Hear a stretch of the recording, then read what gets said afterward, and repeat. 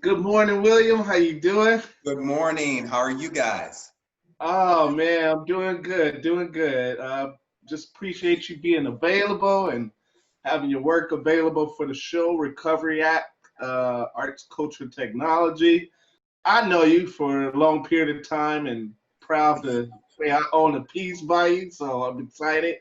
But for the rest of our audience that may or may not be familiar with you, can you give us a little bit about your background and how you got into your art practice? Yes. So I'm originally from Baltimore, Maryland. I'm an East Coaster. Grew up there and basically had two loves when I was growing up. One was for sports and one was for art. And art won out because that really was the way I could. I'm not the biggest guy in the world, and in my neighborhood, trying to play sports with being the smallest guy, the runt of my neighborhood, it led to a lot of challenges. So I found myself really gravitating towards something that made me feel good and feel like I had more control, and that was through my artwork. And so I'd spend hours producing art. Then I went to the Baltimore School for the Arts. That was a real win for me. And that really started me completely on my artistic journey. From Baltimore School for the Arts, I went further to school in Philadelphia, University Arts, and then I got my master's degree at University of Massachusetts, Dartmouth. So it was an artistic transition from an early age. Oh wow, wow. So tell us about your mediums and like what did you start off with and what did you slowly evolve into now?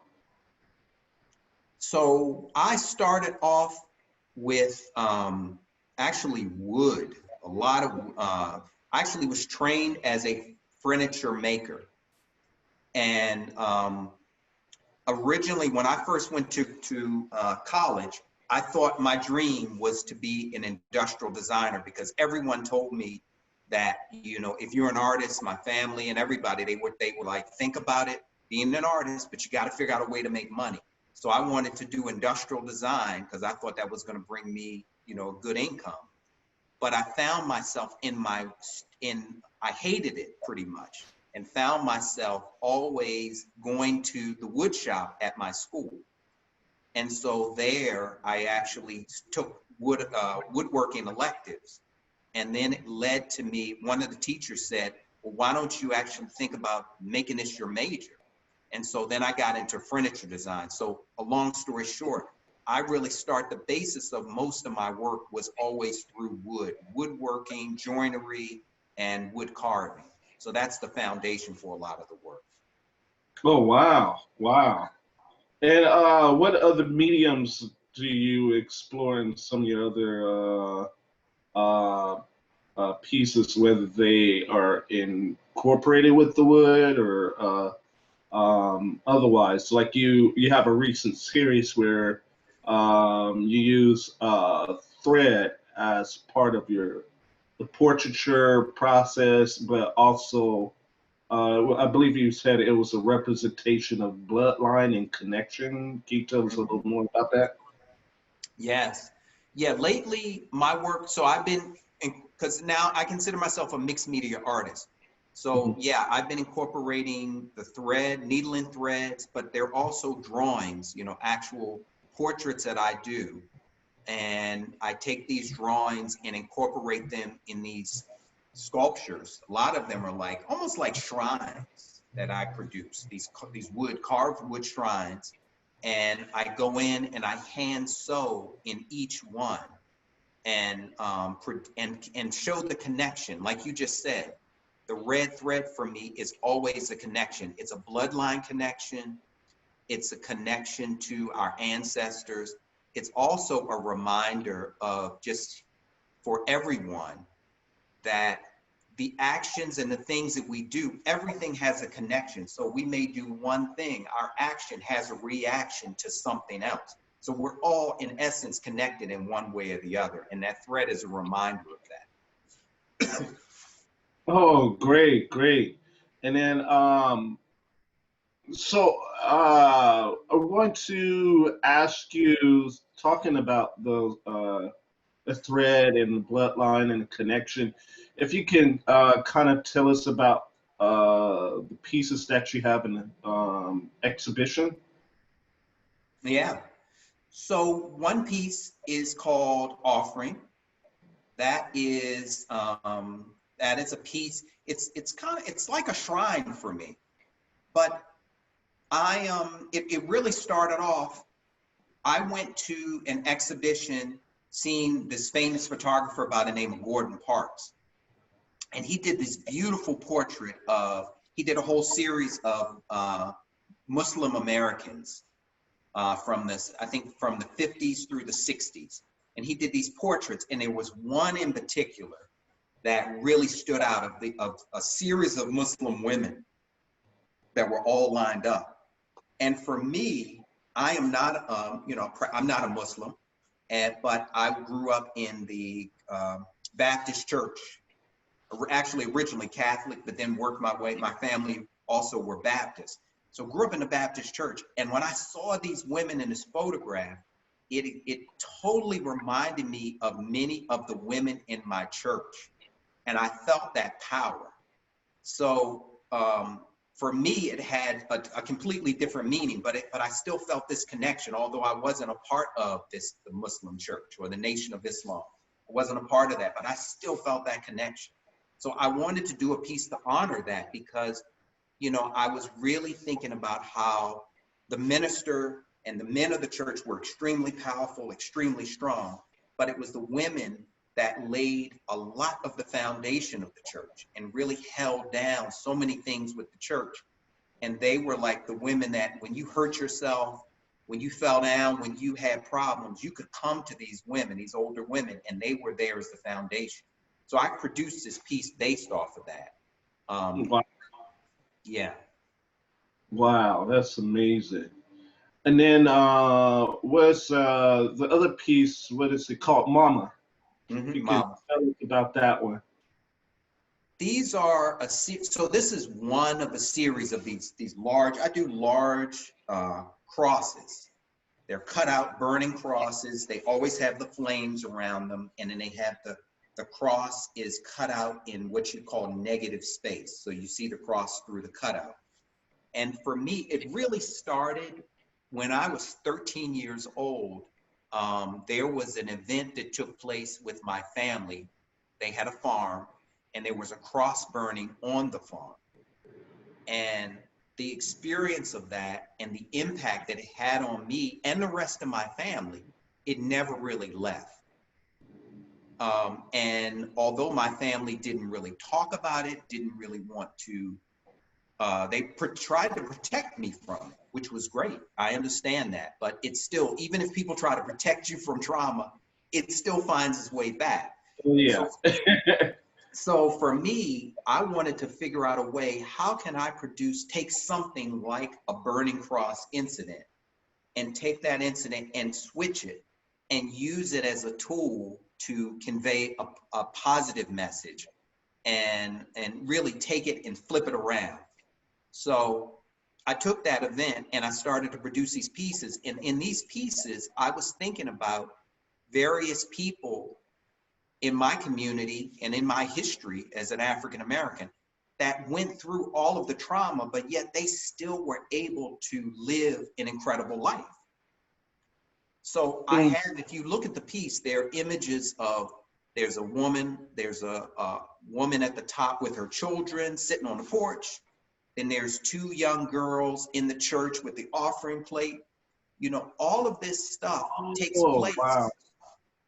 So all of these things, these day-to-day life things, nurturing people, supporting your community, raising your children, this all happened in the midst of domestic terrorism, because that cross burning was a form of domestic terrorism. So that never stopped. But these people, and particularly these women, are able to still prevail in the midst of that. And in some ways, when I think about it, I almost wonder, how is that possible? Because when you have trauma hit you like that, how are you able to still function? How are you able to still take care of your children? How are you able to still show up for church, still be sane? And for me, that's a testament to the strength and the power. So that's why I want to include these women in these images in this Oh, piece. wow. Wow. And then you have what was the third piece? This one, man, you can talk about it, or if you don't, I know this is not physically an exhibition, Yeah, but sold a while ago, unfortunately, before. Yeah. Mhm. mhm, yeah. So, and one of my favorites here is reap or reap what you sow. If you can kind of fill us in on this one. Yeah. My family, they were farmers. One part of my family, they were farmers. And so they would always have, and they're from the South, so they always had these little expressions. You know, when you're dealing with Southern people, you know, particularly older ones, there is an expression for everything. Hmm. And it's insane. So one of the expressions which most people have heard is, you know, the expression, you reap what you sow. Yep.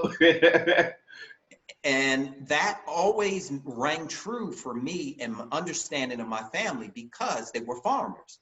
So literally reaping and sowing is a process of when you're planting seeds. And so it's the whole process which most people know. If you put care and energy and you put study and research in the process of planting, then there is a great chance that you will yield a good harvest. And it's also passages in the Bible that talk about this.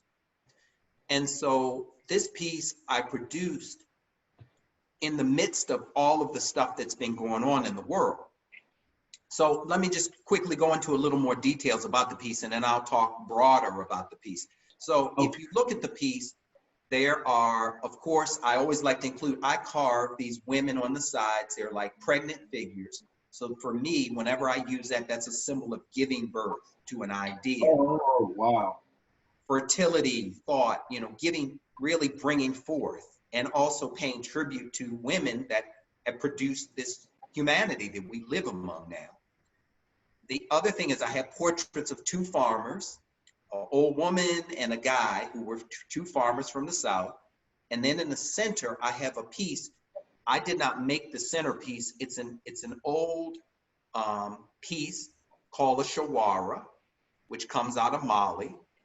The shawara is a carved mythical piece, which people used to produce in Mali whenever they were going to do any type of growing or harvesting. So it's a ritual piece, and you use that. People would sometimes wear them on their heads, or they would put them in certain locations, and that was like ensuring a good harvest and connecting with the earth before you even plant it. So that piece was important for me to include, that shawara in the middle. And it's a combination of an antelope, an aardvark, and a human. That's what the form is. Antelope deals with being able to see high, seeing in the future. The human form, you know what that deals with, the relationship that we have as humans. And the aardvark is low to the ground. So it always is connected with what's happening on the surface. So anyway, Wow. I'm not gonna ramble. Let me just make the main point. So this piece is truly about reaping what you sow. So I ask the viewer the question, are we indeed as a society, particularly an American society, are we reaping what we've sown with how we treat people, how we interact with people, how we do business in the world? Those are questions you have to ask yourself, because if you're getting back a certain type of thing, you have to say to yourself, well, maybe that's something that I put forth to create this. That could be good or bad. In my mind, I'm seeing all of this stuff happening with Black Lives Matter. I'm seeing all these issues with COVID, economic situations, and I'm asking in some degree, is it because this country has treated certain people bad, or treated people bad, and now these things are coming to the surface and we're having to deal with it? So that's really the foundation of this piece. Exactly. And I'm so glad that you mentioned that, because we're always trying to define what's going on now in 2020 with COVID and the civil unrest, and it's like the worst of the worst and the best of the best is happening simultaneously. And it's like, I look at all those years that people were like, you need to remove these Confederate flags. You need to, if these officers been, shooting, killing unarmed black men or any other corrupt practice, why are they still coming back to their jobs or just on administrative leave? Things people been crying about for years is finally coming to a head and finally getting dealt with. And I think about what you talk about with reap what you sow. It's like everything is finally coming to formation and correction. It's like we're getting judged, and it's the year 2020, so things are finally balancing out. Unfortunately, during the pandemic, but it's just like that. We're just coming to terms with this nation's history and the actions that we have to face, and like you said, it's to how they treat people. So Yeah. it's this piece really resonates with me. And I still use that term. You reap what you sow. So Yeah, you do. you can't escape it. Some may call it karma, whatever. I resonate with it all, but I always say, you reap what you sow, and we see it all the time. So this is such a powerful piece. Thank you. So my other question for you is, you sent me some email about some projects you're working on, and I think some is supporting seniors or use your art as a way to support those that's disproportionate or seniors. Can you tell us, if you don't mind sharing a little bit about that? Yeah, yeah. Thanks for bringing it up. Yeah, so I got a bunch of stuff going on with seniors and young people. One project, I'm working with the Dr. George W. Davis Senior Center, which is in the Bayview, and I do intergenerational programming. So during the pandemic, I wanted to really figure out a way to really give back to that program and to that community, because I'm actually there. I see what's happening in the front lines of what's going on with the community. And so we're not just servicing seniors, but we're servicing homeless, people with disabilities as well. So I thought of a way. It's like I produced a lot of art. I've been making art for more than 40 years. So Wow. I had to really figure out a way. How can I use my art as a way to keep things going or supporting the community that has supported me? So I created a project called Art for Aid. And with that project, you can purchase a piece of my artwork, an original, not a print, an original piece of artwork. I tried to keep the prices reasonable because I want everyone in the community to be able to access my art. So you can purchase an original piece, and by purchasing it, I'm not honestly not going to get one dime from the purchase of the piece. I'm saying that because it's not a gimmick. When you buy the piece, 100% goes into the intergenerational program, which will allow us to do programming for the youth, the seniors, the homeless, the disabled, and also will provide other activities and food, because we have food and things like that we do too provide. So I hope I answered your question about that Oh, project. most certainly. You most certainly did. Thank you. That gave me a lot more insight. And then my other question, and you do, and just for our audience, most of you already know where the Bayview is, but for those that don't, it's over Bayview, Hunter Point in San Francisco. Um, so can you tell us about your quilt work? And did I understand this correctly? Your work got accepted in a recent show, one of your quilt pieces? Yeah, and the DeYoung. Oh, great, great. Yeah, Tell us I'm about the blessed. exhibit, and then tell us about your piece that got accepted. I'm blessed. It is, shoot, I can hold it up. I'm proud. So I'm really Oh, proud. It's an honor. It's an honor. Why it's an honor? So yeah, I did a quilt project. This project consisted of me going into Bayview and the Fillmore And I have to do a shout out to the African American Art and Culture Complex, because the twins, the Wonder Twins, Melanie and Malore Green, they helped facilitate this thing, man. So it's double punches. So anyway, I went into the community. This has been going on for years. I go to senior facilities, senior homes, and I interview the seniors, and we work on these quilts where their stories, their narratives, and everything gets incorporated into this project. And I do portraits of the seniors, which line the borders of the quilt. And I'll hold one up to show you.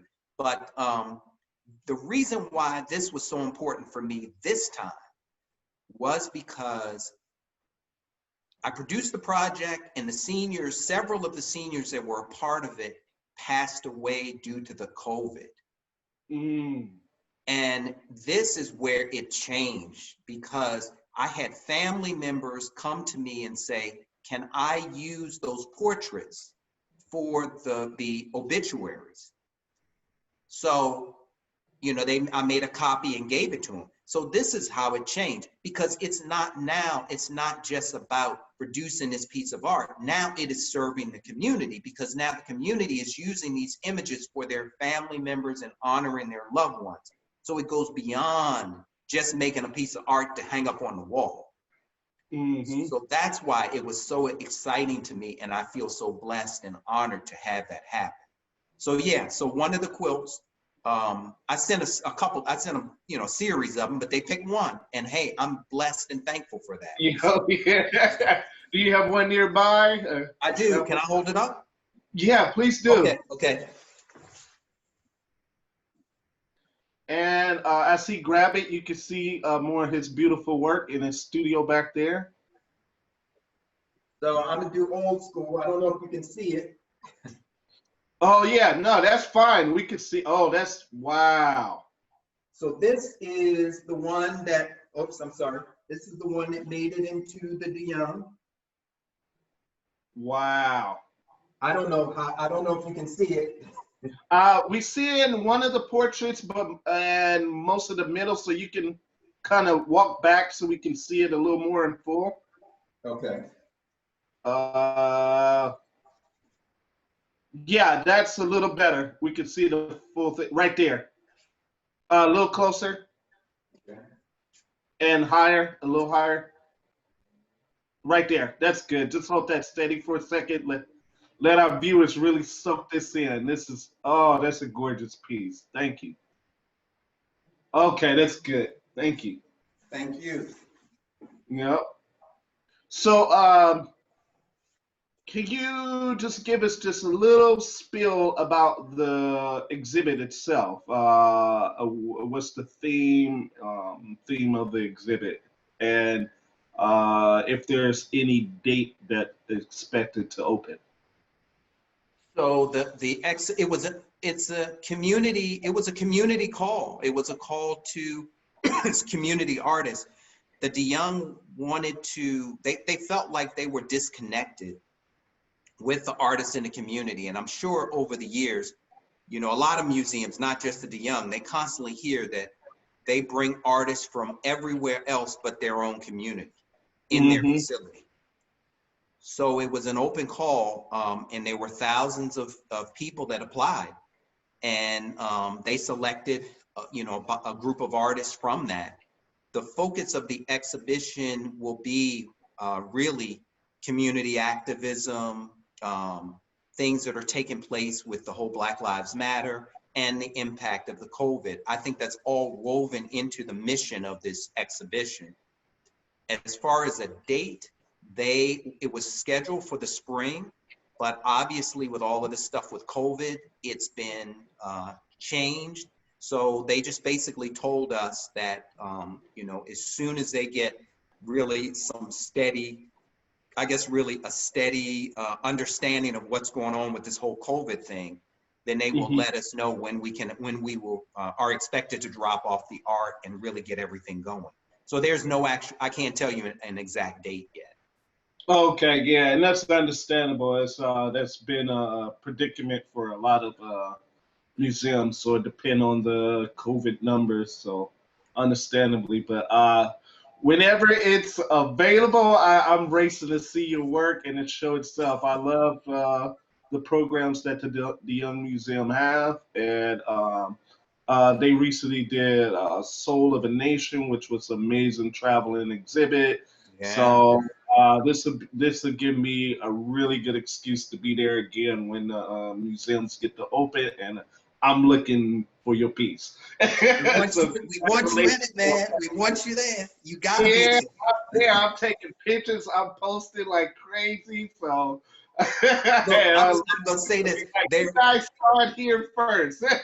I'm gonna be honest. When I walk into a place, when I see you there, I know it's legitimate. I'm telling you, when you're in a show, I know that's the right place to be. So that's all I Oh, gotta thank say. you, That's thank all I you. gotta say. Thank you, thank you. So my last question is, what does recovery mean to you, either personally, historically, or just in general, however you want to spin it? You kind of said it. You said a snippet of what I was thinking earlier. Like we're in a period now where we are in recovery.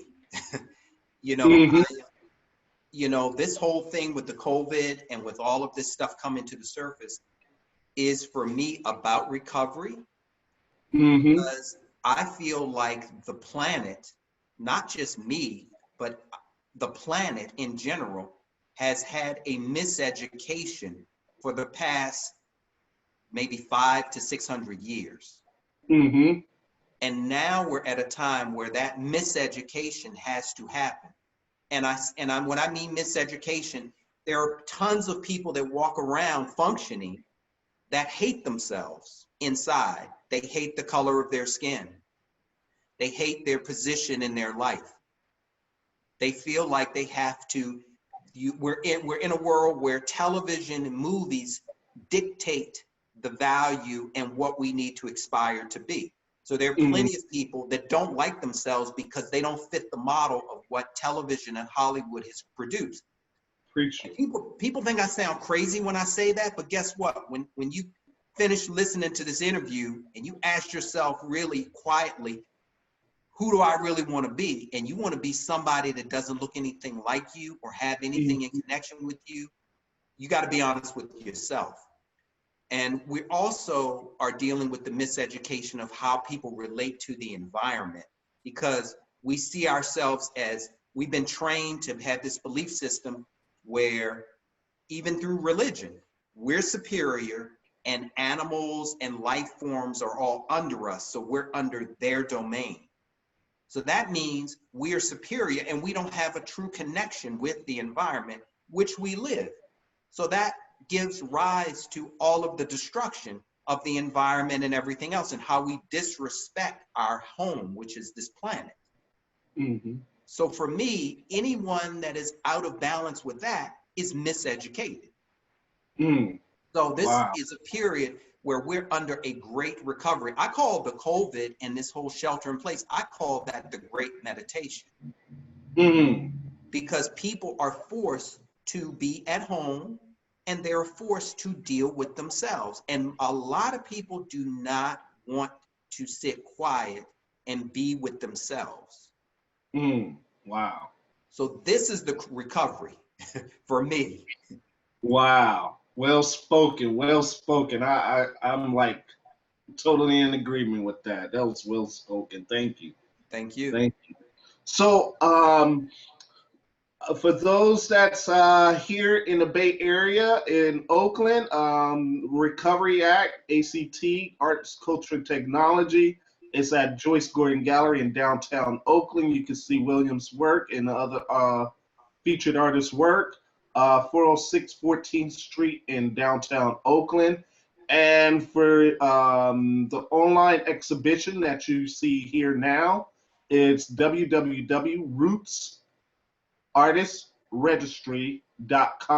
www.rootsartistregistry.com/recovery act. Again, that's roots, plural, artist, singular, registry.com at /recovery act. And William, do me a favor, let folks know where they can find your work in particular. Mhm. Is it on Instagram? Tell us your website again. Let Yeah, folks yeah, know where to do your work. yeah. It's so my website is williamrhodesart.com,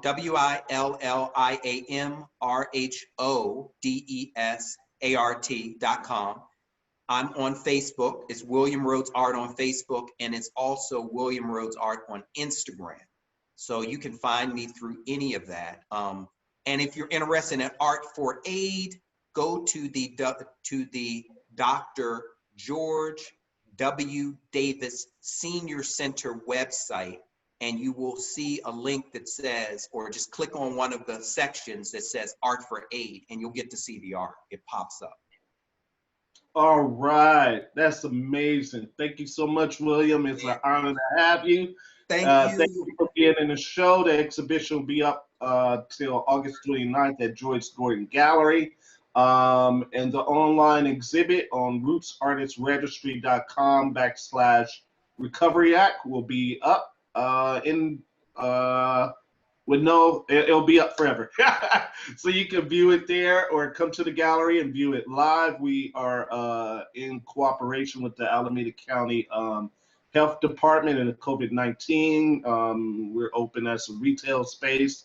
So we're safe. We got hand sanitizer. We got it all. Just come and see this beautiful work. You have to see it.